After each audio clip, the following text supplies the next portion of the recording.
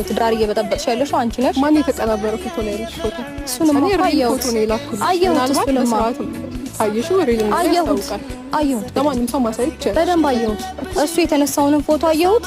አንቺ የሚያቀናበርሽውን አየሁት። የተነሳበትንም ቦታ አየሁት። ያቀናበርሽውንም በደንብ አየሁት። ስለዚህ ማንጋር ውሸት ማንጋር እውነት እንዳለን በደንብ አውቄያለሁ። በደንብ እውነቱን ካወቅሽ እኔ ጋር መምጣት እኮ አይጠበቅብሽም ነበር። ዋናው እውነታውን ማወቅሽ ነው። አወኩኛው።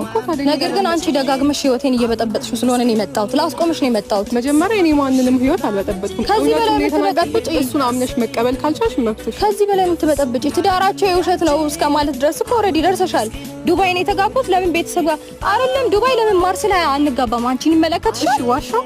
አዎ ድብና አድርገሽ ዋሻሽ ማለት ባልና ሚስት አትተዋወቁም ማለት ነው። እንደዛ ከሆነ ነው ወይስ እውነት እንደሆነ እቤት አስገብቼ ሌላ ታሪክ ሲፈጠር ላሳይሽ? እውነት እንደሆነ አልገባኝም። እኔ እኮ እውነት እንዳልሆነ አይምሮዬ ያውቃል። አይምሮሽ ይኸውልሽ፣ አንቺም ታውቂያለሽ። አንቺ